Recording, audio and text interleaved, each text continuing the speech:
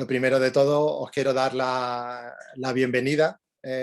Muchísimas gracias por vuestro interés en este ciclo de charlas eh, eh, sobre educación. En este caso, nuestra primera charla es Desmontando mitos. Para aquellos que no me conozcáis, yo soy Javier Lima, soy el presidente de la asociación Marbella Activa, que es una asociación que surgió allá por el 2013, una asociación cívica que nació con el objetivo de fomentar pues, una ciudadanía crítica, responsable, comprometida con la sociedad, y actuamos normalmente en diferentes campos, como puede ser el cultural, el medioambiental o en este caso el educativo. Y siempre pues lo que tratamos con esos objetivos o esos campos es de conectar al propio ciudadano con su ciudad, ¿no? En el campo educativo, pues creemos que es el campo donde mayor impacto puede haber en esa actividad de Marbella Activa, porque creemos que es donde se puede construir esa ciudadanía que tanto creo que creemos que es tan necesaria, ¿no? Esta idea de la charla de hoy pues surgió porque, bueno, vimos o percibimos que hay un cambio en el paradigma de la educación, donde, bueno, yo creo que hay muchas dudas por parte de los padres. Yo soy padre y creo que estamos en un momento, en un cambio muy grande. También a lo mejor los profesores en este cambio de paradigma de la educación, pues a lo mejor también están un poco también en cierta manera o despistados, ¿no? Y bueno, pues al final se trata de que sea una charla totalmente abierta, donde podáis resolver todas aquellas dudas bueno, que os preocupan, eh, yo pasaré la palabra un poco para que lo sepáis primero a, a Francisco Cervera, y luego hablará Manuel Mellado. En ambas podéis ir preguntando cuando queráis, tenéis el chat, os recomendamos que utilicéis el chat para las preguntas, porque nosotros moderaremos a través del chat, pero si queréis levantar la mano e intervenir, sin ningún tipo de problema. Eh, Tanto durante sus intervenciones como después, que es cuando abriremos el turno de palabra, y que lo que además animamos desde aquí es que haya un debate donde todos hablemos bueno, intentemos llegar entre todos a ciertas soluciones, ¿no? Y a resolver esas dudas, ¿no? Francisco Cervera es socio de Marbella Activa y bueno, yo creo que es un docente, además un docente muy querido. Todos los alumnos que han pasado por la mano de Francisco, de Paco, para nosotros, pues yo creo que tienen un recuerdo inolvidable de Paco bueno, por su experiencia como docente y su calidad humana, ¿no? Además, no sé si sabéis que bueno, es realizador de un programa que hacemos desde Marbella Activa en colaboración con Radio Televisión Marbella, que se llama Ahora Educación, que va por el programa número 86, donde tenemos el objetivo un poco de visibilizar a esa comunidad educativa que en el caso de Marbella, San Pedro, pues muchas veces nos pasa desapercibido, ¿no? Y creemos que en esos centros hay un trabajo impresionante por parte de las direcciones, por parte de los profesores, por parte de las AMPA, y bueno, al final ese programa lo que tratamos es de visibilizar a esa comunidad educativa, ¿no? Manuel Mellado, seguramente también muchos lo conocéis.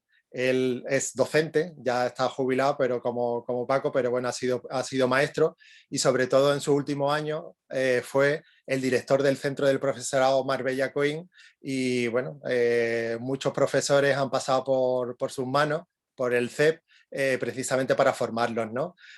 Precisamente, y aunque a él no le gusta que se diga, por su labor educativa, pues le dieron el premio, la medalla de oro al mérito educativo por parte de la Junta de Andalucía. Creo que es un lujo tenerlos aquí y, por supuesto, están a vuestra disposición para resolver todas aquellas dudas que tengáis. Yo a continuación le paso la palabra a Paco, que va a intervenir un poco para sentar algunas bases sobre lo que luego hablaremos. Paco, tienes que activar el sonido, perdona. Abajo. Paco, no se te escucha. Ahora, yo creí que Ahora. eso lo activabas, creí que lo activabas tú, No. pero ya está. Perfecto. Pues nada, decía que bienvenidos a todos. Es una suerte tener a gente tan interesada como vosotros que es capaz de en esta tarde reunirse aquí para hablar de educación. La verdad es que yo vengo a estas conversaciones sobre educación tremendamente ilusionado. Creo que ahora son más necesarias que nunca. Yo vengo a compartir con vosotros la experiencia que he acumulado a pie de aula, lo que he leído, lo que he reflexionado y todo lo que he vivido a través de este programa del que Javi os acaba de hablar, que es el programa de Ahora Educación. Ahí hemos tratado de abrir una ventana para que todos vosotros podáis tener un contacto con nuestros diferentes centros educativos. Todos los que estamos aquí formamos parte del equipo educativo de esta ciudad. Me refiero a todos. Todos vosotros y nosotros formamos parte del equipo educativo de esta ciudad. Cuanto más conscientes seamos de nuestra tarea educativa, mejor nos va a ir a todos. Sin duda, creo que la mejor inversión que podemos hacer es invertir en educación. Eso no beneficia solo a nuestros hijos, sino que nos beneficia a todos. Creo, como decía Nelson Mandela, que la educación es el mejor instrumento que tenemos para transformar el mundo. Y además que es lo que más iguala a las personas. Entonces, aquí vamos a hablar de educación en general. Esto lo quiero decir muy claro. Sobre la educación concreta de vuestros hijos, sus maestros saben muchísimo más que nosotros. No quiero que confundamos esto. Además, aquí vamos a hablar muchas veces de unas condiciones educativas ideales, y ellos se tienen que enfrentar diariamente a las situaciones reales, de clases que están con sobrecarga y que tienen una diversidad difícil muchas veces de poder atender. Así que, de alguna manera, aquí vamos a hablar de todo lo que pueda inquietaros. Pero a mí me gustaría empezar reflexionando sobre lo que está pasando en el primer nivel educativo, el nivel de la familia, que además es el que más peso tiene en la educación de los niños. Me inquietan mucho algunos datos sobre los que llevan alguna gente alertando desde hace tiempo, y creo que sería bueno reflexionar sobre aquellos errores que más frecuentemente cometemos los padres en la educación de nuestros hijos. También creo que hay que reflexionar sobre el uso que estamos haciendo de las nuevas tecnologías y sobre nuestros hábitos de consumo. Ya sabéis que por ahora no tenemos planeta B. Después hay otra serie de cuestiones que ya espero que vosotros digáis, pues mira, me interesa más esta situación o me gustaría mejor opinar sobre esta otra. Pero en principio ese nivel de familiar me importa bastante y me gustaría que reflexionásemos un poquito en torno a ello. Javi, por mi parte ya está. Le puede dar paso a Manolo y luego después ya entraremos en otras cuestiones. Manuel, adelante, tienes la palabra. Bueno, pues hola a todos y a todas. Mi papel aquí pues es un poco aportar conocimientos más de tipo técnico-pedagógico sobre las dudas que os puedan surgir o que nos planteéis, ¿no? Como planteamiento general, quiero empezar. El título de la charla primera era Rompiendo mitos, y yo quiero empezar hablando un poquito que que todo, lo decía el otro día por la tele de Marbella que me entrevistaron, todo lo que sea hablar de educación simplificándolo. La educación es un tema muy complejo en el que intervienen muchos factores. Cada vez que nosotros sacamos un factor y lo ponemos y lo extrapolamos del resto, estamos creando un mito. Entonces, lo que me interesa a mí es que os hagáis una idea básica de las teorías, los paradigmas que ahora mismo en nuestras leyes están fundamentando todo el sistema, para a partir de ahí empezar a analizar la educación de vuestros hijos y ir pudiendo hacer un análisis crítico de esos mitos o de los problemas que se os puedan presentar. Hay una cosa clara, que no hay ninguna varita mágica en educación.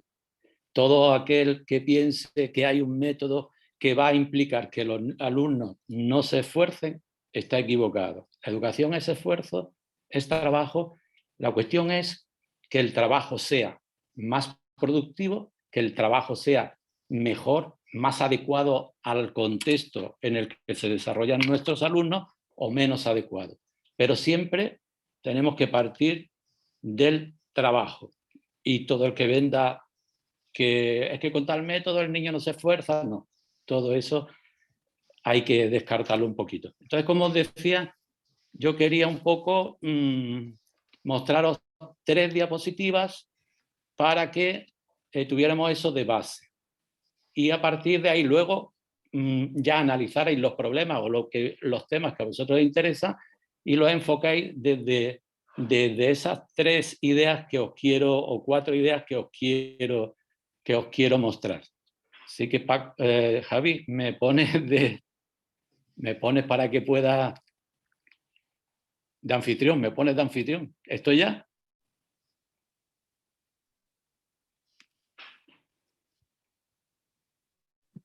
Ya estás de anfitrión. Vale. Ya se está viendo. Se está viendo, pero...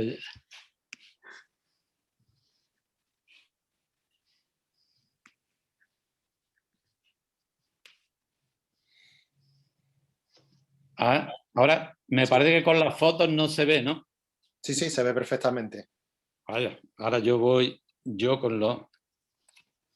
Yo por lo menos lo veo perfectamente, no sé los demás, pero yo creo bueno, es que a mí me aparecen las fotos. Quería que os detuvierais un poquito en leer este texto, es demasiado largo, pero no podía resumirlo. Nosotros cuando hablamos del sistema educativo nuestro, de lo que es todo el tema de los contenidos, asignaturas y todo esto, tenemos que saber cuál es la base, la teoría básica que lo sustenta, ¿no? Y entonces tenemos que ver cómo intervienen estos... me caché.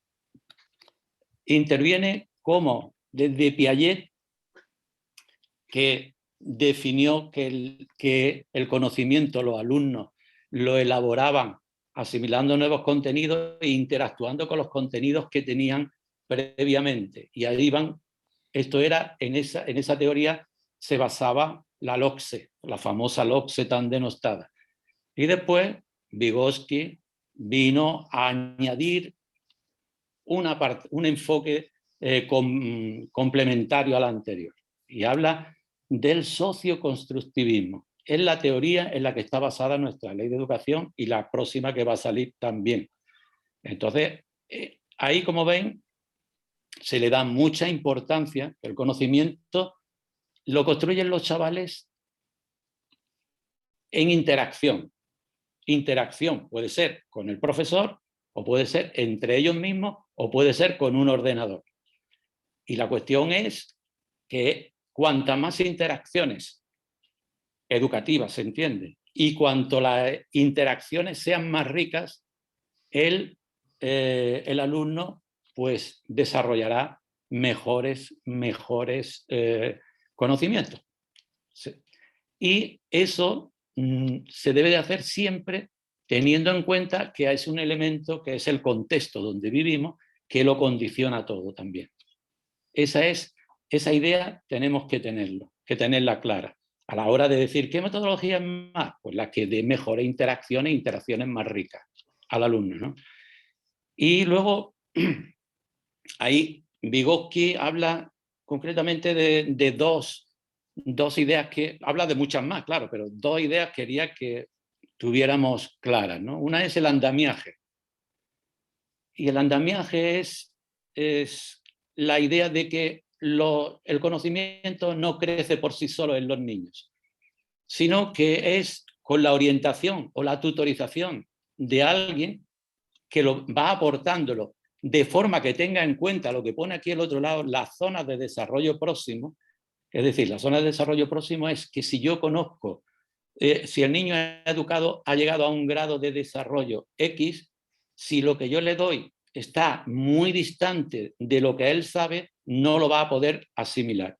tiene que estar cerca. Lo que le vayamos dando al alumno tiene que estar cerca de lo que él ya sabe. Eso quiere decir zona de desarrollo próximo, donde tiene que actuar la tutoría del profesorado para poder hacer avanzar al estudiante, ¿no?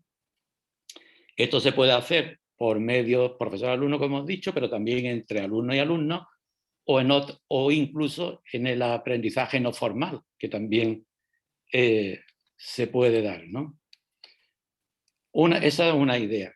Después, como idea básica, para comprender lo que ahora intentamos, es esta pirámide, este triángulo que en realidad es una pirámide, la pirámide del conocimiento que creó Bloom, este señor, que nos explica cómo se gradúan las dificultades del aprendizaje en un alumno o en un adulto, es lo mismo. Entonces, nos dice que, en primer lugar, recordar y conocer, es decir, la memoria. Aquí rompemos un mito ya. Aquellos que dicen, no, es que los métodos modernos olvidan la memoria. No, si os fijáis, la memoria es la base de la pirámide. Cuantos más datos tenemos bien almacenados en una memoria y podemos tirar de ellos bien y sacar de la memoria remota, como hablando con símil del ordenador, a la memoria RAM, a la memoria de trabajo, si tenemos cuanto más carga podemos tener en ambos lados, mejor es el aprendizaje. Después está el comprender. Primero memorizamos, pero no podemos memorizar sin comprender. Después está que una vez que hemos memorizado y comprendido, lo apliquemos. Quien sea la realidad, realización de problemas, siempre aplicarlo. Después que es ese conocimiento ya adquirido, sepamos analizarlo, relacionarlo con otro, sintetizarlo, es decir, trabajar con él, descomponerlo. Y las dos últimas, que es cuando ya intervienen las funciones ejecutivas de toma de decisiones. Evaluar. Para evaluar tienes que analizar, tienes que haber aplicado, analizado y después hacer una toma de posición sobre lo que te parece mejor contra lo que te parece peor. Y el último es que con todos esos conocimientos sepas sintetizar, crear algo nuevo, organizarlo de manera para producir algo nuevo, ¿no? Eso tenemos que verlo cuando nosotros analicemos, que nos digan un método, que nos digan, pues mi hijo va a hacer esto. Si nos metemos esto en la cabeza, decimos, a ver, este sistema hasta dónde llega. Fijaros bien que el método tradicional, el tradicional malo, porque maestros tradicionales hacen todo esto, pero el malo, quiero decir, con la carga de currículum que tenemos y la cantidad de alumnos que se tiene, sobre todo en secundaria, hacer escalar todo esto con cada uno de los múltiples temas es muy difícil. Y muchas veces se queda en los dos primeros, ¿no? En recordar, en la memoria, en conocer, identificar y en comprender. Y no da paso a los siguientes, ¿no? Perdón. Es otra pirámide, no está muy validada científicamente, pero es un referente que utilizamos bastante para que podamos valorar las metodologías de aprendizaje y los sistemas que tenemos que utilizar con el alumnado para conseguir mejores resultados, mejores rendimientos. Si os fijáis bien, la clase magistral típica, escuchar cuando esta experiencia fue una experiencia muy limitada, pero nos dice qué es lo que retiene un alumno después al cabo de una hora después de haber escuchado una explicación. Y entonces en esta experiencia les daba que escuchar solo retenían el 5%, leer el 10%, si era escuchar con audiovisuales el 20%, si la cosa se demostraba, iba subiendo, si se realizaban prácticas el 75%, y lo que más era cuando esa persona, una vez que había escuchado, enseñaba eso que había aprendido a alguien, o lo explicaba públicamente a alguien. Eso es lo que le producía mayor carga o mayor rendimiento. Esto pues, nos puede servir de guía también como un criterio dentro de la pirámide de Bloom, en el elemento evaluar, nuestra capacidad de evaluar. Tenemos que tener elementos objetivos y elementos un poco probados para poder enjuiciar un método o una práctica docente o una práctica con nuestros hijos o lo que intentemos hacer con nuestros hijos, ¿no? Es de aquí.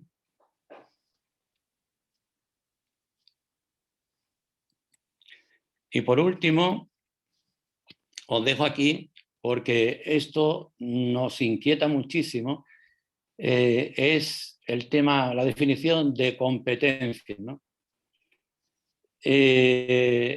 Vemos que la diferencia entre lo que se exigía en la escuela tradicional y lo que se exige ahora está muy relacionada con esa pirámide de Bloom, en el sentido que aquí lo que pretendemos ahora es no solo recibir información, transformarla en conocimiento, desarrollar habilidades y destrezas, conseguir tener unas actitudes positivas y una resiliencia para poder encajar la frustración y todo eso, y además luego saber cuando se nos presenta un problema de la realidad, cómo aplicar todo eso que hemos aprendido en la realidad.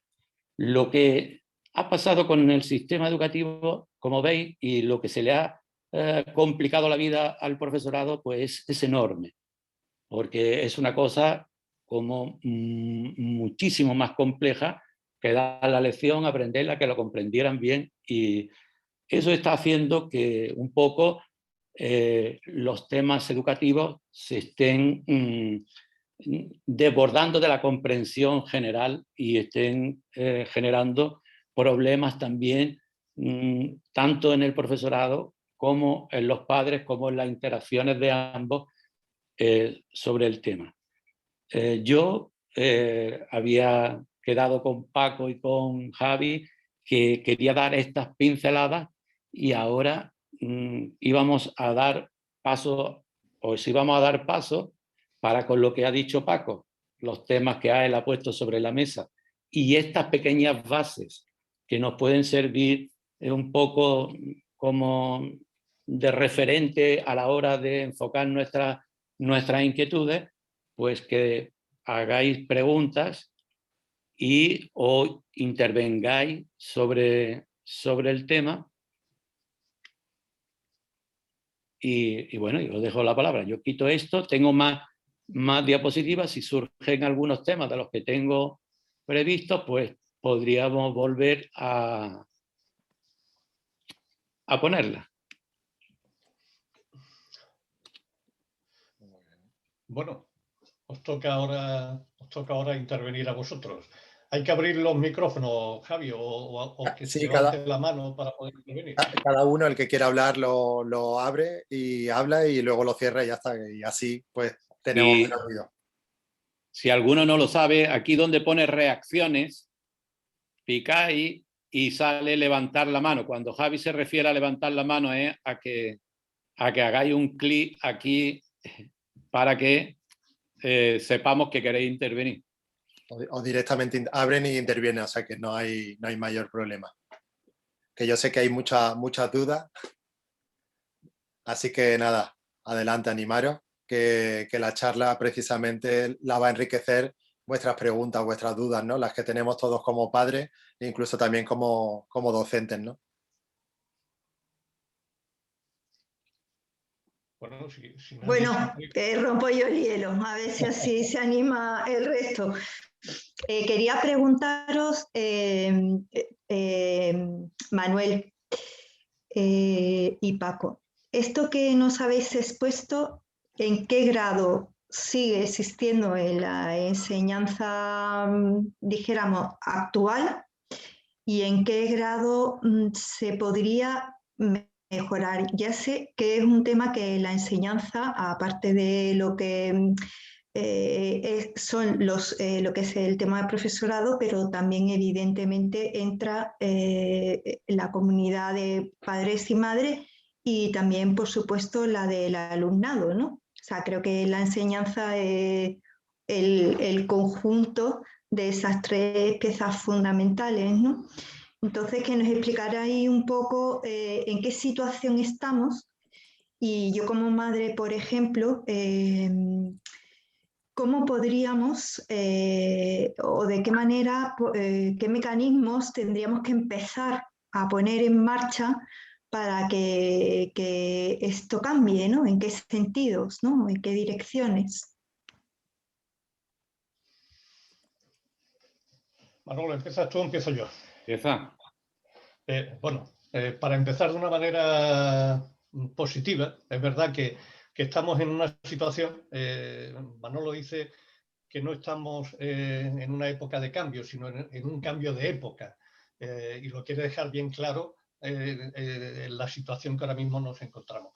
La verdad que la situación ahora es tremendamente esperanzadora en algunas cosas. Es decir, están haciendo una nueva ley educativa que se supone que viene a dar respuesta a una serie de peticiones que nos estaban haciendo organismos internacionales, la ONU, la UNESCO, Save the Children, sobre muchos de los problemas que se nos habían acumulado. En nuestro sistema educativo hay muchos problemas que tenemos que tratar de resolver. Hay un abandono temprano muy alto, la gente no llega a conseguir la titulación fácilmente. Todo esto indudablemente tiene que ver con la forma en la que estamos trabajando. Llega un momento, me imagino que a todos vosotros os interesará a lo mejor después a que hablemos un poquito de deberes sí, deberes no, este tipo de cuestiones, pero llega un momento en que hay chavales que se aburren dentro de este sistema educativo y no tienen una respuesta clara. Ya parece que cada vez se le está enfocando mucho mejor por las soluciones que tenemos, una FP dual, etcétera, etcétera. De todas maneras, ¿dónde están los puntos que yo considero que son muy positivos para ese avance que estamos haciendo hacia una nueva forma? Yo lo encuentro en lo que estoy viendo en los programas que estamos haciendo, me estoy encontrando con unos equipos directivos bastante buenos, ya muy profesionales, por decirlo de alguna manera. Y me estoy encontrando con una comunidad educativa que cada vez está más volcada en sus centros. Eso me parece algo fantástico. Es decir, hay dos situaciones con las que a veces me voy encontrando. Uno, cuando la comunidad educativa de padres, profesores, alumnos, equipo directivo, no se ponen de acuerdo porque hay algunos sectores que se creen como más listos que otros y empiezan a poner palos en esa rueda, y la mayor parte de las situaciones que me estoy encontrando, afortunadamente, van en la dirección de colaborar, de llegar a acuerdos, que eso me parece fenomenal.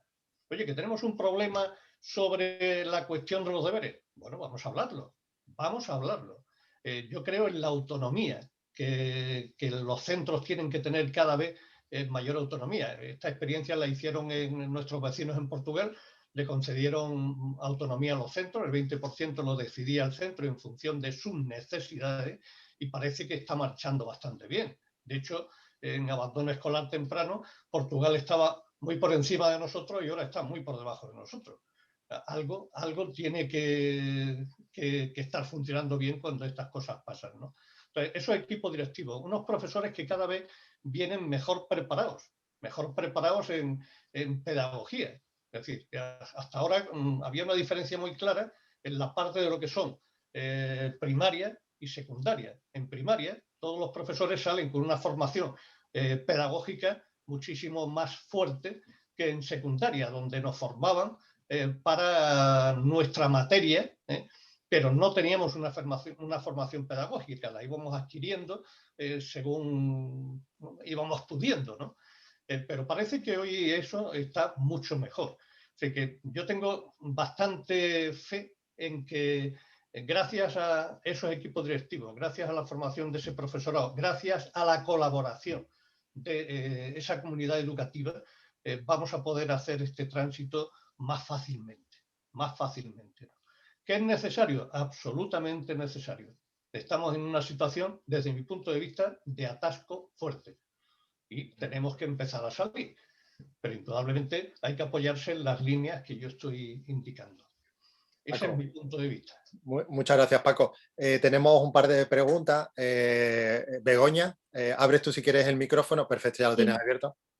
Sí, yo era un poco en esa línea, porque es verdad que lo de la pirámide es muy interesante, que bueno, pues que la pirámide del aprendizaje, ¿no?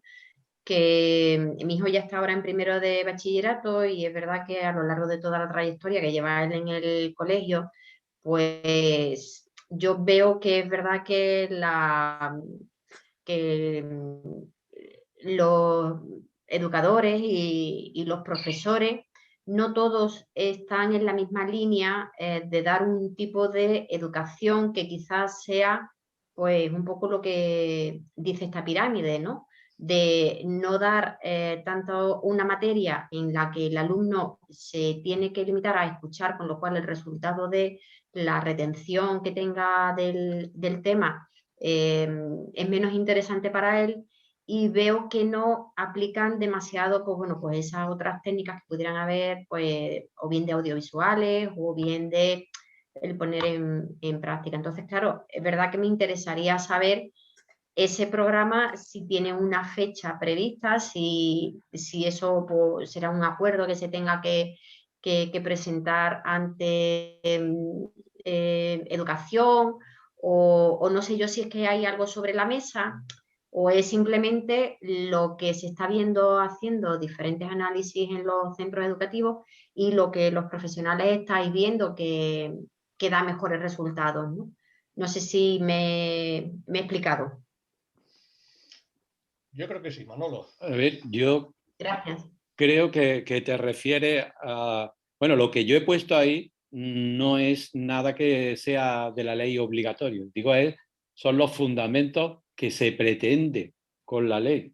Eso estamos en un... Aunque la ley ya, la LOE ya empezó en el 2006, pero el cambio es tan profundo y tan complejo que va muy lentamente desarrollándose, porque el cambio tendría que haber ido acompañado de unos factores macroestructurales, políticos y económicos que no se han ido. Por ejemplo, y tú has puesto el ejemplo claro, estamos en bachillerato con 100 y pico alumnos, el poder escalar en cada lección todo ese recorrido es imposible para el profesor. Entonces, tienen que buscarse la vida con diferentes metodologías para intentar simplificar esa pirámide y hacerla lo mejor posible.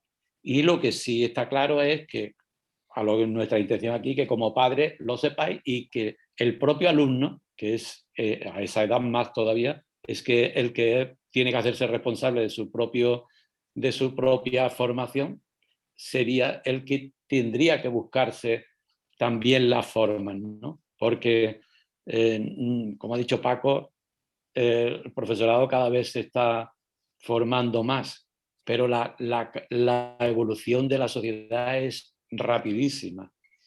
Pero fíjate, por ejemplo, lo de las TIC, por ejemplo. Yo te digo, como director del CEP, en el tiempo que he estado, hemos hecho cientos de cursos sobre TIC. Y la aplicación que se hacía luego a la aula era mínima, pero por dos razones. No había conectividad en la aula, ni había ordenadores ordenadores suficientes para poderla desarrollar. Entonces, ¿qué pasaba? Que los profesores, y también porque los profesores al no aplicarlo, pues se les olvidaba también, como se nos olvidan los idiomas si no los hablamos. Con esto quiero, bueno, ahora me he perdido con esto. Quiero decir que el tema que iba a decir una cosa y me colga. Da tu opinión, Paco. Eso es normal en personas que tenemos esta edad, Manolo. No, yo creo que estamos viviendo ahora una época de cambio importante, ¿no? Todo este intento que estamos haciendo de pasar de un sistema de educación basado sobre todo en un esfuerzo memorístico fuerte, pero como una memoria que no es, que como decía Manolo antes, la memoria es absolutamente imprescindible, pero de esa memoria a corto plazo, que es la que normalmente usamos para responder a un tipo de evaluación donde solo se nos exige que pongamos allí aquello que hemos retenido, o sea, de la materia que sea, en plan memorístico y ya está, es como vaciar eso que hemos llenado. No, estamos tratando de pasar a otro tipo de memoria más a largo plazo, una memoria comprensiva. Estamos tratando de realmente que los chavales sean competentes en algo. Esta es la nueva idea que cada vez va creciendo más y que cada vez vamos sabiendo mejor cómo llegar a ello. Nos va a costar, porque tenemos que cambiar muchas cosas y porque hay todavía una serie de factores que, como decía Manolo, depende también del presupuesto que se den. Es decir, en un centro escolar, por ejemplo, los departamentos de orientación son fundamentales, porque son los que establecen realmente las conexiones necesarias, familia, alumnos, y los que se preocupan de las condiciones reales de cada alumno y tal. Y aquí todavía estamos en una situación bastante deprimente, porque la UNESCO manda que tendría que haber un orientador por cada 250 alumnos más o menos, ¿no?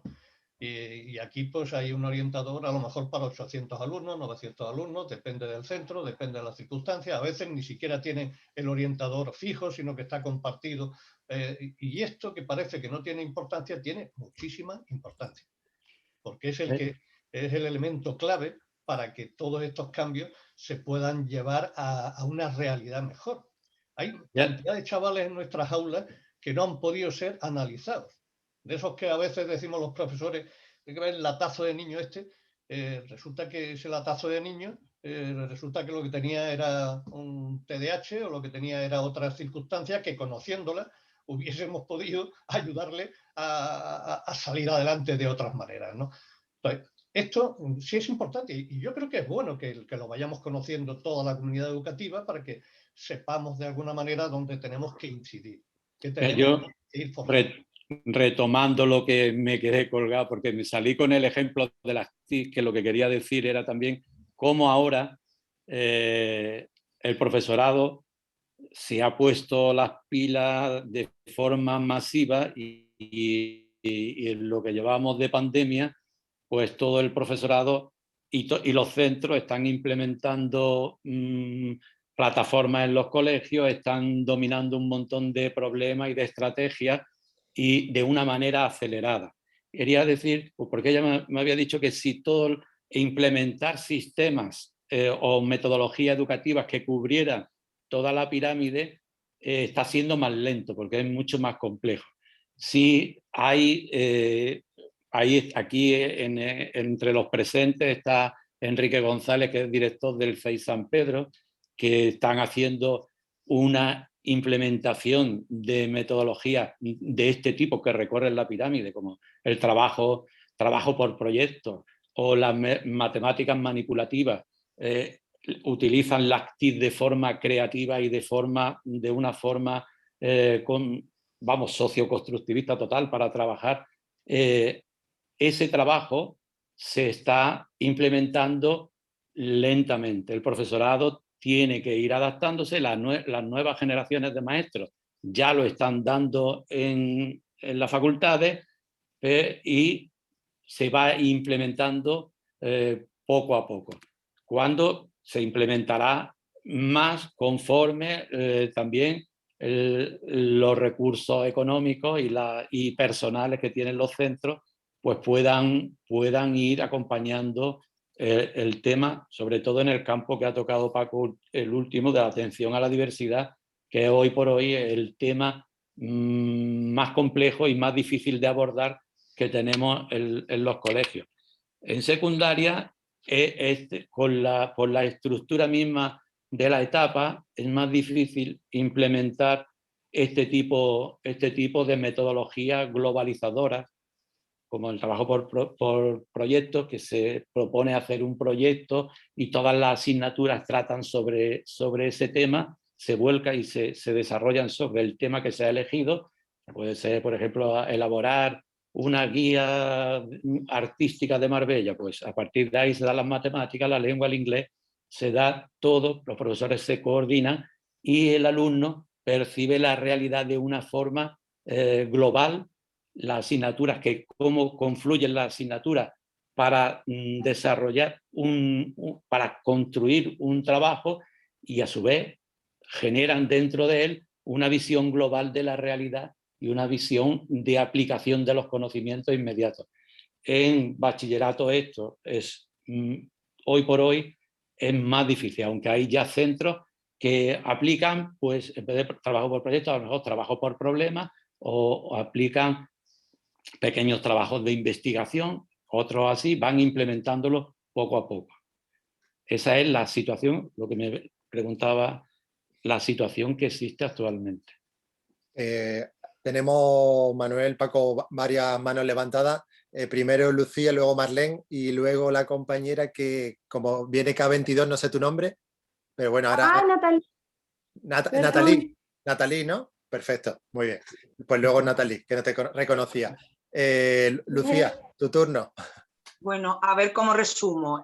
Por lo que estáis contando, yo tengo varias cosas que preguntar, porque mira, mi hijo tiene un problema de aprendizaje, de hecho es disléxico y estoy esperando, porque tengo suerte que en el colegio de él hay protocolos donde te pueden detectar las dificultades de aprendizaje y creemos que, creo personalmente que también tiene TDAH, me lo tienen que valorar, pero todo va muy lento, ¿vale?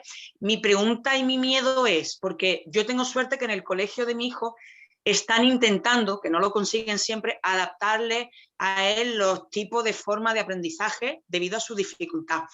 Pero sé que en institutos no es así. Entonces, por ejemplo, en cuestión de matemáticas, yo a mi hijo no le puedo ayudar porque dan una temática totalmente nueva en la que a mí me prohíben enseñarle los métodos antiguos para no liarlo, pero veo que mi hijo cuando llega al instituto no va a saber porque todavía independientemente de su dificultad, él como que no han asociado todavía lo que creo que quieren enseñarle. Entonces, tengo miedo de ese cambio que quieren hacer, cómo puede afectar a las generaciones de ahora que están viviendo ese cambio, que no todos los profesores lo cumplen o lo aceptan, incluso los papás que quieren las metodologías antiguas, y encima si son niños que tienen dificultad de aprendizaje, porque claro, se nos juntan varios factores que nos pillan en una época de cambio en el cual no todos lo aceptan, en el cual los papás no podemos ayudar mucho a los niños porque no tendemos ese tipo de cambio y nuestra vida no nos permite tener mucho tiempo como para poder implicarnos más, y si encima le añadimos un problema de aprendizaje, que gracias a Dios en mi caso me están ayudando, pero no creo que lo suficiente, pero bueno, algo de ayuda tengo. Entonces tengo miedo de en qué le puede perjudicar a mi hijo, en qué le puedo ayudar yo, en qué podría hacer para que, porque no sé si me entendéis mi pregunta, porque yo tengo muchos miedos. Sí, una aclaración, Manuel, una aclaración simplemente, bueno, ella es de Vargas Llosa, en Vargas Llosa tú sabes que el tema de las matemáticas se aplicó lo de las matemáticas manipulativas de Cusinet, que lo digo, Lucía, porque Manuel fue uno de los precursores en Marbella y en otros municipios de que las matemáticas se enseñaran por ese método, así que yo creo que él puede contestar de forma muy válida a eso que... Es que a mí me encanta ese método, pero como sé que todo no lo cumple y como los niños todavía, y encima la dificultad que mi hijo tiene de asimilar cosas, es como, ¿qué pasará si va al instituto y le toca un profesor de los antiguos? ¿Cómo lo va a asimilar él? ¿Cómo lo voy a afrontar yo? Tengo muchas incertidumbres ¿Qué le va a perjudicar a mi hijo estos cambios que estamos viviendo, que le está tocando a él? La verdad que yo te digo una cosa, esta es mi opinión, aunque el tema es complejo porque hay que partir del diagnóstico claro de tu hijo, y lo que pueda decir te puede inducir a error. No quiero inducirte a error, porque sin tener ni aun teniendo yo el diagnóstico, no soy experto en ese tema de problemas de aprendizaje, pero sí te digo que esas metodologías que se están implementando en el Vargas Llosa benefician, en términos generales, benefician al problema de tu hijo. Por ejemplo, en el método de aprendizaje de la lectura, por ejemplo, ahora mismo es una de las cosas que la neurociencia ha investigado, ¿no? Y teníamos una pelea y seguimos teniendo los maestros una pelea, que si el método global, que si el silábico, que si el de la letra por letra, y la neurociencia ha descubierto que es el fonológico, es decir, el basado en los fonemas, asociado a los... ese método surgió de las investigaciones sobre la dislexia, porque era el que mejor le iba a los niños con ese problema. Y ahora se está extendiendo a todos. El tema de las matemáticas manipulativas es un método que está basado... Antes aprendíamos el 1 es un soldado, el 2 es un patito y tal. Es decir, el concepto de número aprendíamos por el conteo. El 1, el 2, nos aprendíamos a contar, pero no aprendíamos lo que eran los números. Ahora tu hijo le enseña con una regleta y dice, no, este es 1. No es el número 1, esto es 1. El concepto 1. Y luego viene la roja y dice, y este es 2 de la otra, 1 más 1. Entonces, eso va construyendo un pensamiento matemático mucho más eficaz, comprensivamente, y es independiente un poco del problema que tiene. Sí tiene razón, cuando dé el salto a secundaria, claro, va a haber años allí va a haber un profesor también de audición y lenguaje, como hay en el Vargas Llosa, que es insuficiente porque los pobres son profesores de audición y lenguaje y les meten 40 alumnos, y 40 alumnos les toca a media hora a un porcentaje de tiempo, es insuficiente. Lo que decía antes, que estas innovaciones que queremos hacer, esa complejidad del sistema educativo que queremos hacer, pues tiene que ir acompañada, como han hecho en Singapur o como hacen en Finlandia, con más inversión y más. Aquí en los últimos años fueron reduciendo la inversión en educación. Y ahora se ha prometido que se va a subir otra vez la inversión en educación y redundará en esos medios, porque el problema de tu hijo no es ya el problema de la clase en general, es que tiene que tener un tratamiento específico para su problema.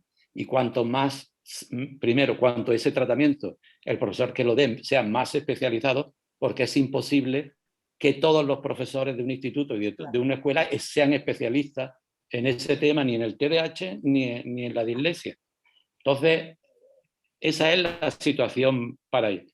Los grados de inversión, claro, por ejemplo, yo estuve en Finlandia y a niños como el tuyo, pues tenían unos refuerzos enormes, en tiempo y profesores especializados que estaban especializándose continuamente, además. Claro, pero mi duda es, porque yo a mi hijo lo estoy llevando a refuerzo fuera del colegio, porque ahora no le están dando casi nada por lo del COVID, mi niño está, pero mi duda es, por ejemplo, porque a mí me encanta, es lo que usted dice, mi niño identifica el 1 no como un número escrito ahí, sino como la unidad, pero mi duda es, cuando él vaya al instituto, ¿tendrá esa capacidad de lo que le han enseñado en el colegio de asociarla al 1 escrito y que él pueda entender y no que le dé más dificultades? Porque como veo que económicamente no se puede, que no creo que los cambios sean tan rápidos, entonces tengo miedo que le perjudique mal el que él pueda tener un futuro académico mejor. Es el grado de desarrollo de pensamiento matemático que tenga, es decir, ahora lo que a muchos padres con ese sistema les preocupa es que llega y y no saben hacer la multiplicación poniendo una cantidad enorme arriba y otra abajo. Pero es que esa multiplicación es absurda, porque nadie, excepto la escuela, la utiliza. En el mundo utilizamos la calculadora. Tu hijo va a saber hacer multiplicaciones, divisiones, raíces cuadradas, todo lo que una calculadora sepa hacer, lo va a hacer. Y en cambio va a tener el razonamiento porque tu hijo no va a hacer una cuenta, va a resolver siempre un problema. Nunca le van a decir a esta cuenta, sino le van a plantear un problema y él va a tener que poner la cuenta y va a hacerlo con el algoritmo que le salga a él natural. Además, a la hora de corregirlo, va a ver cómo su compañero de al lado lo hace de otra forma, el otro lo hace de otra forma. Y si tú te fijas bien, cuando tu hijo vaya a enfrentarse a un problema de la vida real, nosotros pensábamos con esa mentalidad matemática que o era multiplicar o no sabíamos lo que era. Él no va a pensar eso, va a pensar que si no lo encuentra por este lado, lo va a encontrar por el otro. Esas destrezas, esas habilidades son las que queremos desarrollar, que es verdad, si el profesor luego o no lo explica de manera, porque no se trata ya, en secundaria no se trata que se adapte más a un método o a otro, se trata de que la comprensión que hagan los alumnos sea buena, porque si lo comprenden, los logaritmos tienen una forma de hacerse y cada cosa de la que estudia tiene una forma de hacerse y tu hijo va a poder acceder a esas cosas si tiene la comprensión necesaria sobre ello. No quiero extenderme más porque hay muchas palabras. Sí, Lucía, si no tienes ninguna pregunta más, pasamos el turno a Marlene, que también quiere preguntar. Marlene, adelante. Hola, buenas, muchísimas gracias. Sobre todo cuando se habló sobre tener este tipo de charlas y hablamos con Javi, nuestra preocupación era no entender cómo estaban aprendiendo nuestros niños, qué método estaban utilizando, cómo se iban a desarrollar el día de mañana. ¿Por qué? En mi caso, yo tengo 52 años. Entonces, a mí me enseñaron de una manera de razonamiento, de leer el libro, de aprendértelo, y luego repetirlo y ya está, ¿no? Ahora, cuando te dicen tu niño va a ir al colegio y va a estar por proyectos y de repente ves que el niño los primeros años no ha traído deberes nunca, pero tu niño está aprendiendo. Y yo lo veía que él llegaba súper entusiasmado y te decía, pues mira, que yo aprendí hoy que Da Vinci tal, y que el girasol de no sé qué, y que no sé cuánto, y que te habla de cosas que tú dices, el niño está yendo al colegio y está aprendiendo. Yo creo que en vez de tener un colegio para los niños, deberían habernos dado una clase primero a los padres y decirnos, les vamos a mostrar a vuestros niños el mundo de esta manera, el mundo cuadrado, no el mundo redondo que conocíais vosotros, sino el mundo cuadrado. Entonces, que el día de mañana sepáis que el niño sabe que el mundo es redondo, pero que él lo puede poner cuadrado, triángulo, no sé qué, de no sé cuánto. ¿De qué me quiero explicar? Que el método que están utilizando me parece fabuloso y me ha parecido fabuloso desde el primer año que ha estado en el Mario Vargas Llosa hasta este año. Este año que ha pasado, que parece como nos hemos metido muchas madres por medio y hemos dicho, es que el mío no lleva deberes, es que el mío le hace falta es que como que se han mezclado las cosas. ¿Y ahora qué pasa? Y ahora de repente me veo en el método que no sé si se va por proyectos, que si va a aprender porque le está mandando muchos deberes y lo están repasando de deberes. Entonces tengo al niño desbordado, que por un lado no sé si está aprendiendo bien, no sé si lo estoy ayudando. Tengo una niña de 27 años que jamás jamás la ayudé, de verdad. Ella iba al colegio y ella sacaba su nota y me traía de su nota y punto. Pero de esto de venir a preguntarme, mamá, esto qué, nunca. Y ahora con mi niño, que tiene 10 años, tengo que estar encima de él y explicándole y hablándole. Yo no Pero me acuerdo de muchas cosas, no me acuerdo el tema, de... el tema que planteas es complicado, ¿no? Pero lo que sí parece que también eres del Vargas Llosa, me parece, ¿no? Es de la misma clase. Se soy trabaja de la misma clase. por proyectos. La cuestión que tenemos que pensar es que ¿para qué sirve la educación que recibe en la escuela? ¿Para qué servía la educación cuando éramos pequeños nosotros? Nosotros vivíamos en una dictadura y vivíamos y teníamos y el mundo era totalmente analógico y aprender a sumar, multiplicar, dividir y luego ser contable, pues y casaba perfectamente. Es decir, que era lo que se necesitaba y había muchos contables. Ahora nos encontramos en una sociedad donde saber multiplicar, como hemos dicho antes, eso lo hacen las calculadoras, no tienen que hacer. Ahora, cuando tú ahora vas a buscar trabajo, lo que te piden es capacidad de trabajo en equipo, capacidad de innovar.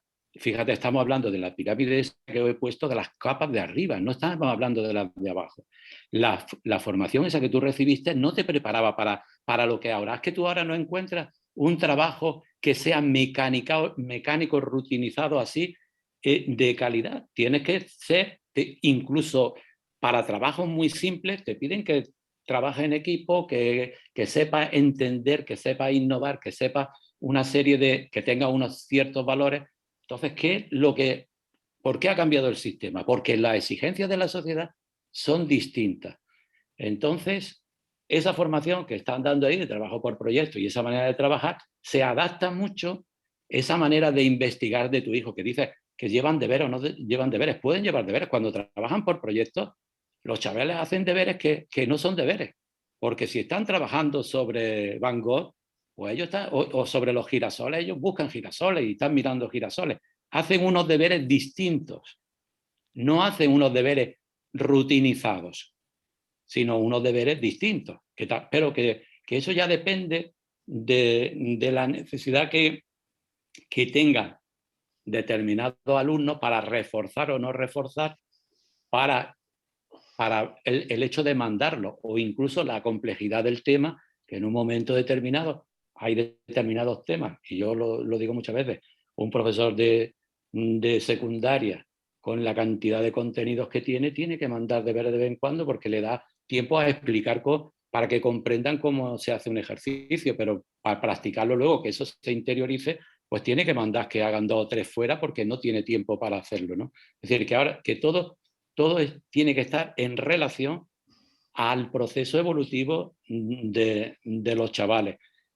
En estos momentos, lo que no podemos es condenar al niño a estar haciendo deberes continuamente y que no tenga horario para jugar libremente, para establecer relaciones sociales o para explorar, y más, que no le mandemos deberes para que se dedique a jugar a la Play toda la tarde.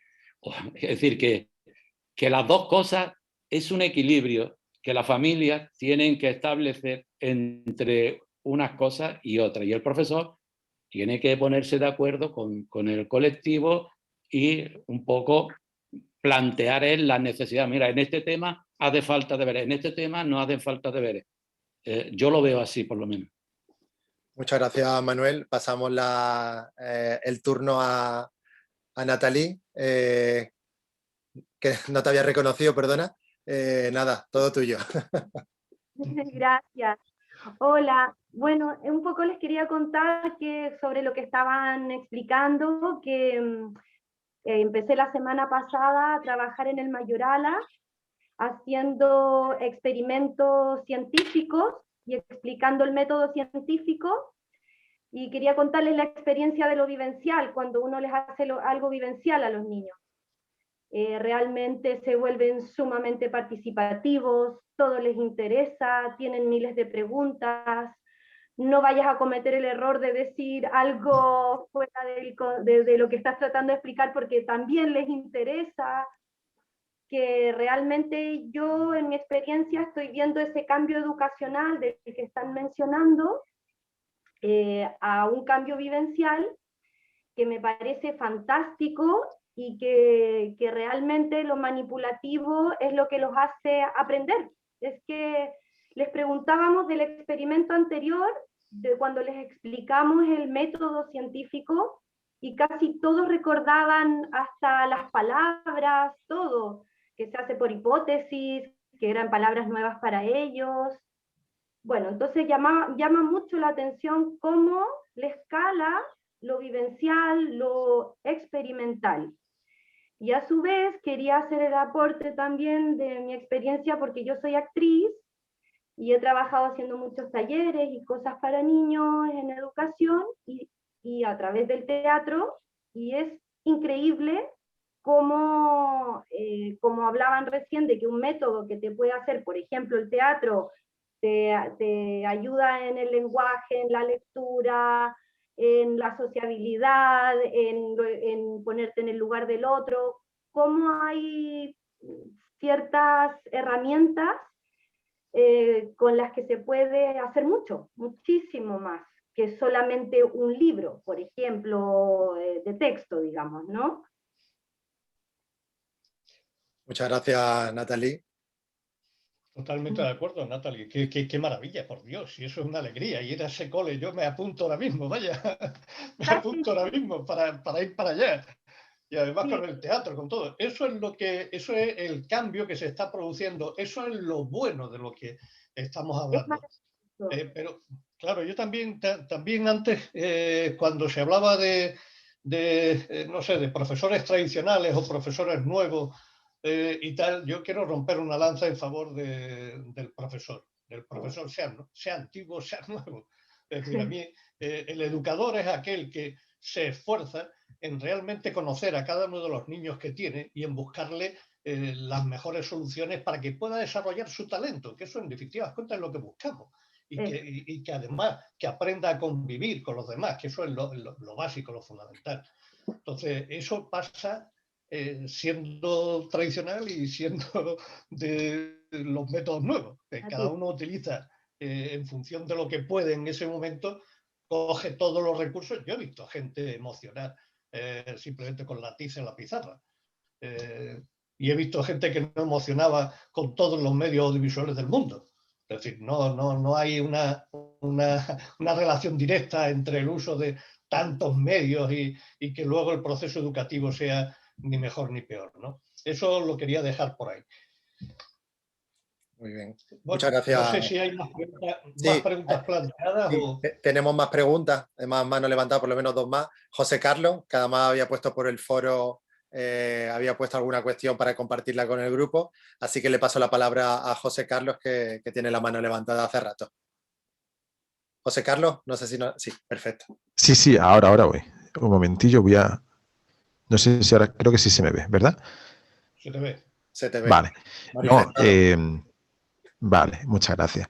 Solamente era poder aportar algo a todo lo que se está diciendo, que a mí me encanta poder tomar el contacto con toda esta realidad, ¿no? En la que tenemos pues a dos expertos, a Manolo, a Paco, tenemos a un sector de la comunidad educativa al que hay que escuchar mucho más, que son las familias, y que es muy agradable poder escucharlas. Yo vengo como padre y también soy profe, y entonces pues me pilla por los dos lados, y entonces pues doble interés. La cuestión es la siguiente.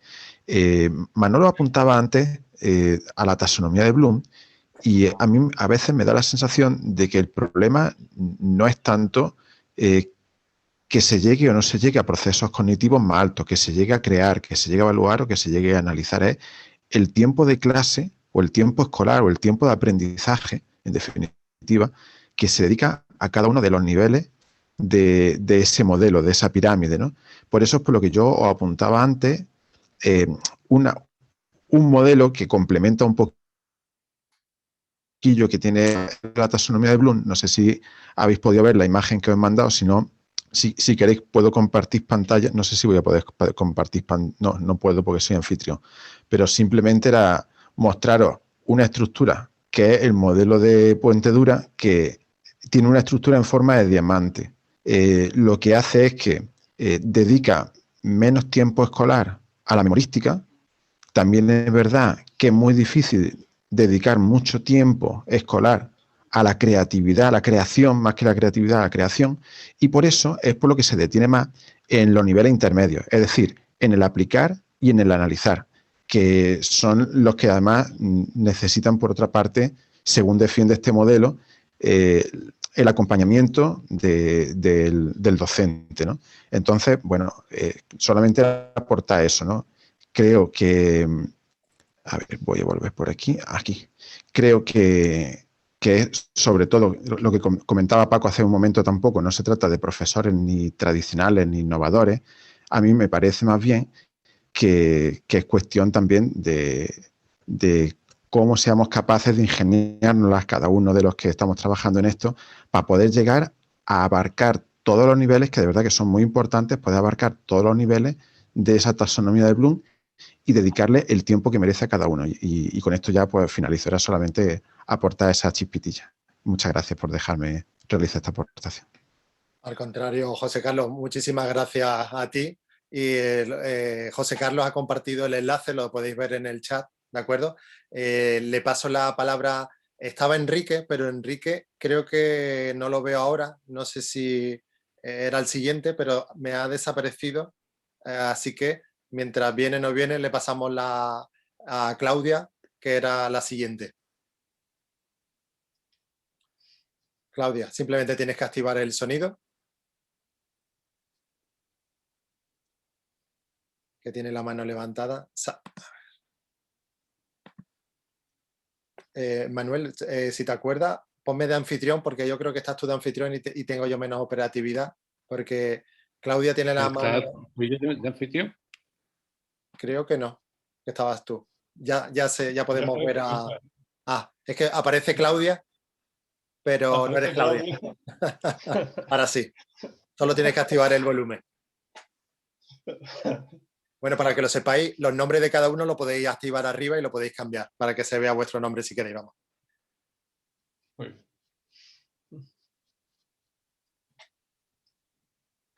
Hola, ¿se me escucha? Ahora sí, ahora perfecto. Sí, ahora sí. Hola, ¿qué tal? Buenas tardes. Es que es el nombre de mi hija, soy Manuel. Yo tengo 2 niños en El Platero, en Marbella, y mi pregunta iba enfocada a cómo podemos nosotros como padres a ver cómo lo puedo explicar. Más que incentivar es que los niños tengan ilusión por estudiar, por así decirlo, o por leer, ¿cómo podemos incentivar nosotros el aprendizaje de los niños, por así decirlo, o de nuestros hijos? Porque tened en cuenta que evidentemente un niño que no esté motivado, por así decirlo, en el estudio o en... yo intento siempre que los niños tengan como derechos y deberes, ¿no? Es decir, los derechos que tiene el niño, pues, divertirse, jugar, etcétera, etcétera. También tiene unos deberes. Pues, lo va a tener en la sociedad cuando sea mayor y cuando tenga un trabajo, etcétera, etcétera. Entonces, intento desde que son pequeños esas obligaciones como niños, ¿no? Pero lo que sí quisiera es sobre todo el tema de la lectura. Hoy en día con los medios de comunicación, o sea, sobre todo con el tema de los móviles, las Play, etcétera, etcétera, los videojuegos, y le cuesta muchísimo leer, por así decirlo. Entonces, sobre todo ese incentivo, ¿cómo podemos motivar al niño? Porque claro, un niño que no esté motivado va a ser en un futuro un juguete roto. Es decir, tú puedes estar... Yo he estudiado una carrera universitaria y he tenido esa motivación por estudiar, ¿no? ¿Cómo podemos despertar esa motivación como padre, ya independientemente del modelo educativo, sino cómo, cómo el niño, una vez que tenga motivación por el aprendizaje, por así decirlo. Eso es la primera cuestión. Y la segunda cuestión es, nosotros como padres, ¿cómo podemos también estar, por así decirlo, hacer como una especie de seguimiento al centro escolar para que, o sea, como tener un poco siempre, no sé cómo explicarme, estar siempre encima para ver si el método educativo es el correcto o no? Gracias. Muchas gracias, Manuel, ¿no? Era tu nombre, ¿no? Me parece, ¿no? Sí. Muy bien. Sí, yo he entendido que es Manuel, sí. Manuel, yo lo que te diría es que, en primer lugar, que hablase con el profesor de tu niño o la profesora de tu niño, porque ella comparte contigo el conocimiento del chaval concreto y sabe cuál es su núcleo de interés, dónde puede estar la forma de que le podamos interesar por algo. Indudablemente, esto parte desde pequeñito. Desde pequeñito depende de las cosas que hayamos venido haciendo.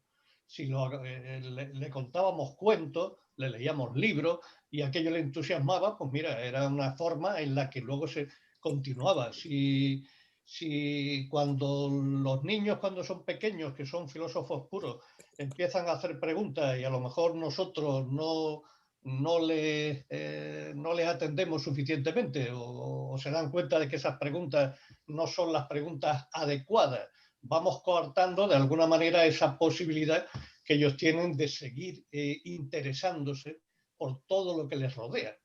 De hecho, hay veces que nuestro sistema educativo provoca que a lo mejor los chavales que empiezan con esas ganas de ir al cole y que están perfectamente con esa situación durante años, luego llega esos deberes que a veces sobrecargan un poquito la cuestión, deberes memorísticos, deberes repetitivos, ese tipo de deberes del que hablaba antes mi compañero, y que yo radicalmente estoy en contra de ese tipo de deberes. No oportunidades de aprendizaje, ese tipo de deberes, y resulta que vas viendo con los chavales, pues ya no les interesa tanto ir a la escuela, ya no les interesa tanto aprender, ya no les interesa tanto ese mundo de tal, lo ven como deberes. Es igual que si tú ahora para desarrollar la lectura en tu hijo le obligas a leer una serie de libros porque crees que es lo que debes hacer. No, tenemos que buscar la forma de poder acercarnos a los intereses que tu hijo pueda tener, y para eso hay que conocerlo directamente. Yo creo que una vía de conocimiento puede ser hablar con la profesora o el profesor de tu niño, con los que ha tenido, que lo conocen bien. Yo te aconsejo que lo hagas. Y luego yo tengo que tener la confianza en que el centro lleva una línea. De hecho, yo conozco la línea que llevan en Platero y me parece que lo hacen bastante bien. Pero no es que yo lo piense, es que tú tienes derecho también a hablar con quien quieras, la orientadora, el director. Yo creo que con cualquiera que pidas va a estar dispuesto a hablar contigo sobre cuál es la línea educativa que están siguiendo. Ahora mismo existen unos equipos directivos, de verdad, que están trabajando desde mi punto de vista bastante bien orientados y que tienen un proyecto. Hay un proyecto que tú puedes conocer y que se publica además. O sea, todas esas líneas las tienes a tu disposición. Sí, sí. Pero lo peor es que trates de forzar situaciones. Yo creo que hay que tener calma y reflexión. Es decir, mirar bien cuáles son los intereses, los que se mueven, luego ser ejemplares nosotros. Porque hay veces que pedimos una serie de cosas y hacemos unas cosas totalmente distintas. Y como decía alguien, la educación es aquello que aprenden los niños cuando los padres no queremos enseñarles nada. Simplemente nos están viendo cómo nos comportamos con los demás, qué hacemos con la lectura, qué hacemos con... Eso influye. Entonces, párate, mira. Yo te diría, párate y mira. Y observa bien. Y habla un poquito más, mira qué zonas de interés son las que tiene tu hijo. Yo te haría alguna indicación también. ¿Se me escucha? Perfectamente. Sí. Una, como ha dicho Paco, el proyecto educativo del centro está a vuestra disposición. Allí ves la programación que está dando tu hijo. Es decir, eso lo puedes tener a tu alcance y pedir lo que no entiendas, pedirle explicación al profesor y a los maestros y a las maestras. Me imagino que son pequeños. Respecto a la lectura, sí hay... aclararte dos cositas, solo puntualizarte dos cosas.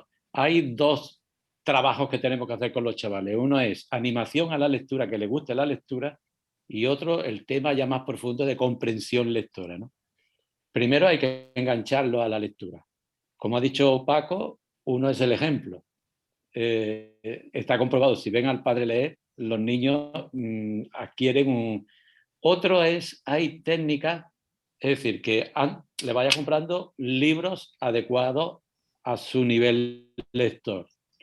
Y después, técnicas de animación sencillas, como jugar con ellos, ¿no? Es decir, no podemos darle un libro al niño que léete esto, porque incluso nosotros, cuando vamos a leer un libro, me leo la tapa de adelante, la tapa de atrás, investigo un poco sobre el autor. Eso hay que hacerlo con los niños. Hay que explicarle el libro. Y después, desde el principio, antes de abrir el libro, una técnica, estoy diciendo una de las muchas que hay, ¿no? Ya hay que decirle, como decía Natalie, a una hipótesis. ¿Qué va a pasar aquí? ¿De qué va a tratar este libro? Y eso capítulo a capítulo.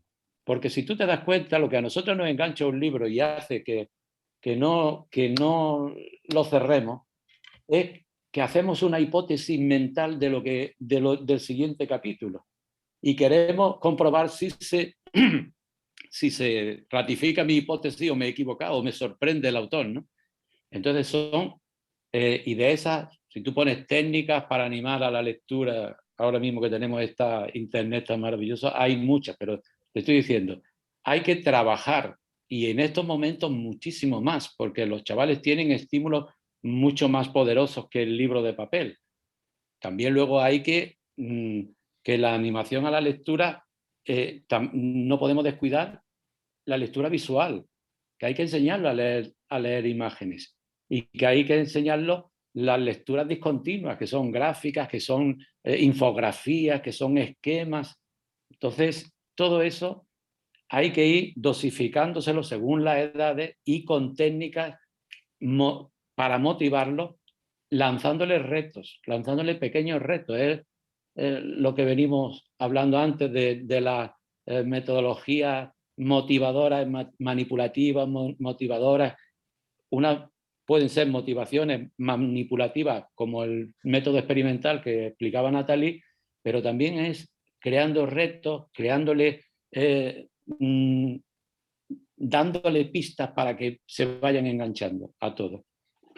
Perfecto. Te voy a decir nada más una cosa. Yo sé que en Platero eso lo están trabajando muy bien. De hecho, tienen un concurso literario que es una pasada. Hay unas oportunidades que están desarrollando increíbles, de verdad. Así que yo te animo a que hables directamente con ellos y a que sigan los consejos que Manolo te acaba de dar. Muy bien. Perfecto, gracias. Gracias, Manuel. Antes de pasar a Lucía, que tiene la mano levantada, también había de hace tiempo en el chat una cuestión que a lo mejor es más de centro, pero bueno, la planteo, que dice que si un colegio tiene las metodologías tanto por proyectos como el de matemática manipulativa, pregunta Ruth, si todo el profesorado lo lleva a cabo, es decisión de cada docente. El proyecto tiene que leer el proyecto educativo. El proyecto educativo es público y lo pueden conocer cada profesor puede interpretar el proyecto educativo o tiene que hacer referencia a lo que se tienen que ceñir a lo que pone el proyecto educativo del centro. Es lo que podemos decir. Obligatorio no es. Es decir, existe una hipotética libertad de cátedra, pero la libertad de cátedra se reduce y se circunscribe a interpretar lo que se ha acordado entre todos y se ha puesto en el proyecto educativo. Entonces, yo cojo el proyecto educativo y en la clase se tiene que hacer lo que pone allí, porque en nuestro sistema educativo habla de 3 niveles de concreción curricular. El primer nivel es el que marca las leyes. El segundo nivel de concreción curricular, que sigue siendo ley, es el que marca el centro.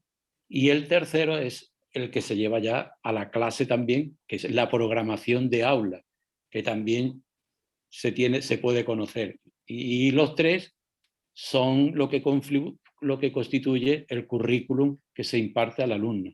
Eso es a nivel legal. Luego, que hay profesores que lo pueden interpretar con unas metodologías o con otras, ahí hay un abanico de libertad individual del profesor. Muchísimas gracias, Manuel. Pasamos la palabra a Lucía y luego José Carlos también tenía una reflexión en el foro, pero Lucía, te paso la palabra. Yo solo quería decirle a Manuel, al papá del que tenía 2 nenes, que yo, que tengo un niño con problemas, el método que puede probar él para incentivar a los niños, yo me encanta leer. Me apasiona. Y como han dicho los especialistas, es verdad que a los niños hay que motivarlos desde pequeñitos, pero si ya no son pequeñitos y quisiera, una de las técnicas que yo he usado mucho es, aparte de que mi hijo me vea leer, yo compro libros, invierto mucho dinero en libros adecuados a su edad y todas las noches empiezo a leerle yo un poquito, porque a él le costaba leer, pero con constancia y todas las noches un poquito, leyéndole yo, que se emocionara con algún libro. He conseguido encontrar libros que a él le gustan y que él decide llevarse incluso al colegio cuando va al matinal o cuando está en el patio para leer. O sea, que es verdad que la clave para un niño le gusta la lectura es intentar encontrar un libro que a él le atraiga y que los papás tengan ese minutito de dedicación, que si los niños no leen, pues léeselo tú y cuéntale la aventura. Por ejemplo, a mi hijo no le gustaba nada leer por la dificultad, pero le encantan los Lego y le compré libros de Lego. Entonces, también otro método que he usado para obligarlo a leer era que, como le gustan mucho las tecnologías, esto lo digo como por dar una idea de, porque mi niño tiene problemas por si le servía. Mi niño, por ejemplo, cuando le gustaba mucho jugar a la Play, pues yo le compraba juegos en los que para poder jugar tenía que leer. Entonces le obligaba a leer para saber cómo iba la aventura, qué es lo que tenía que hacer, qué es lo para desarrollar. Y ahí es un poquito como incentivaba yo a la lectura. Te lo digo por si a Manuel le sirve ir probando. Muy bien. Y ya bueno, está. Estupendo. Muchas gracias, Lucía. Espero que te haya servido, Manuel, que yo creo que ha sido una aportación muy valiosa, la de Lucía. José Claro que Carlos. sí. Muchas gracias, Lucía. Yo veo que hay una pregunta. En el chat, ¿la has visto, no, Manuel? Sí, sobre el tema de la evaluación por prueba memorística. Ahora mismo nuestra legislación, ya la norma misma, niega esa posibilidad como única, como exclusiva. Es decir, ahora mismo dice que la evaluación tiene que ser formativa. Y entonces tiene que ser activa y formativa. Solo evaluar por pruebas memorísticas sin tener en cuenta el trabajo desarrollado por los alumnos. Ahora mismo el tema de la evaluación se le está dando mucho énfasis. Es lo que se lleva para desarrollar una de las competencias clave, que es el aprender a aprender. La finalidad de la evaluación ahora es desarrollar en el chaval lo que se llama la metacognición. ¿Qué quiere decir eso? Quiere decir que el chaval no debe aprender nada sin saber lo que está aprendiendo. Entonces, por eso ahora se están implementando una serie de técnicas diferentes para evaluar. Una de ellas, por ejemplo, es, cuando estamos trabajando, es la rúbrica. La rúbrica y esa es una técnica concreta, pero primero una estrategia que es la autoevaluación y la coevaluación. ¿Qué significa autoevaluación? Autoevaluación significa que cuando un niño aprende trabaja sobre un tema, el profesor bien sea trabajo por proyecto o lo que sea. El tema que el profesor le manda una rúbrica sobre las ideas básicas de lo que ha trabajado y le pregunta, ¿lo que hemos trabajado lo has comprendido perfectamente? ¿Sabes aplicarlo y tal? ¿Lo que has aprendido lo has memorizado, lo comprendes, pero te cuesta tal cosa? O bien, ha sido lo más sencillo para que lo entendáis. Se le pregunta al niño, bien, ¿lo has entendido bien, mal, regular o fatal? Se le dan 4 niveles y el niño se autoevalúa diciendo, pues sí he comprendido hasta aquí, he comprendido hasta allí. Esa manera. Luego hay una herramienta que se está implementando muchísimo que se llama el portfolio de aprendizaje. Porque es ahora mismo cuando alguien va, un arquitecto, por ejemplo, se presenta a hacer un proyecto, no le hacen un examen, le piden su portfolio. Es decir, ¿qué edificios has hecho? Y a partir de ahí valoran si lo cogen o no. Y nos piden el currículum. Entonces, a los chavales se va acumulando o se va almacenando trabajos que demuestren que ha superado una cosa. Y él los va almacenando. Estamos hecho una redacción que cumple los requisitos. El profesor le dice, está muy bien, pásala a tu portfolio. Y va pasando al portfolio los temas que él cree que ha hecho bien y lo que va aprendiendo.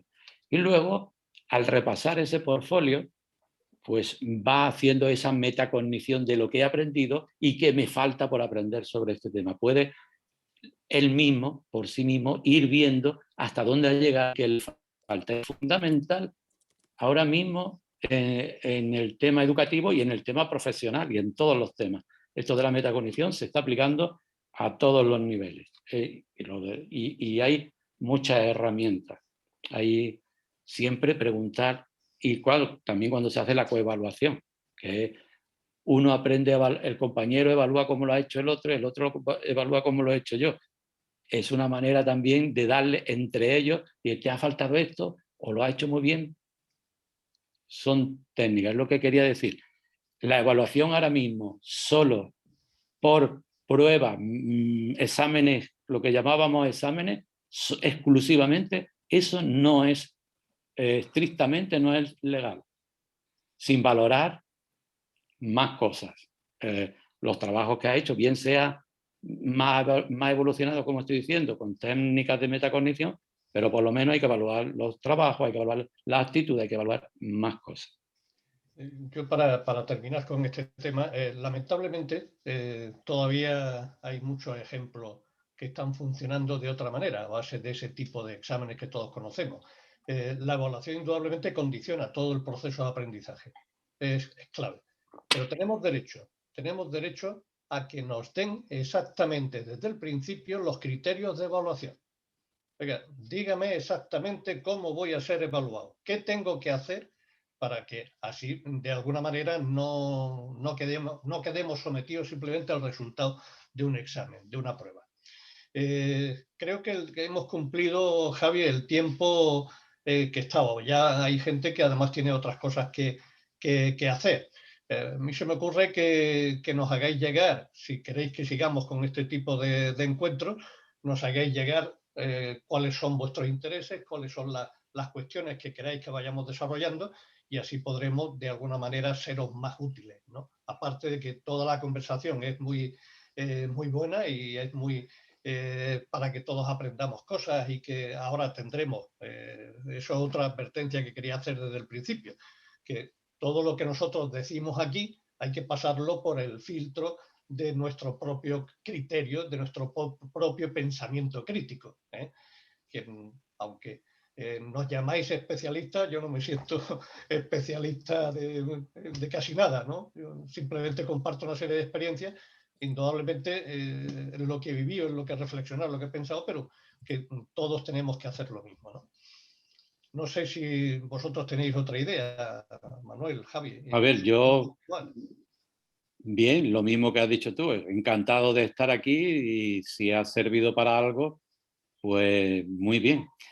Aquí se ha quedado ahí una preguntilla de Ruth, me parece, que lo de si cambiando de curso, la respuesta ahí por sentido común, yo lo único que quitaría es el muy negativo, pero sí es verdad que los colegios tienen que tender, y está comprobado, esto sí hay evidencia, porque de muchas cosas de las que decimos no tenemos evidencias científicas claras, pero sí hay evidencias de grandes estudios de investigación que dicen que el factor que más influye en el éxito educativo de un alumno es que el equipo del profesorado esté unido y programe conjuntamente.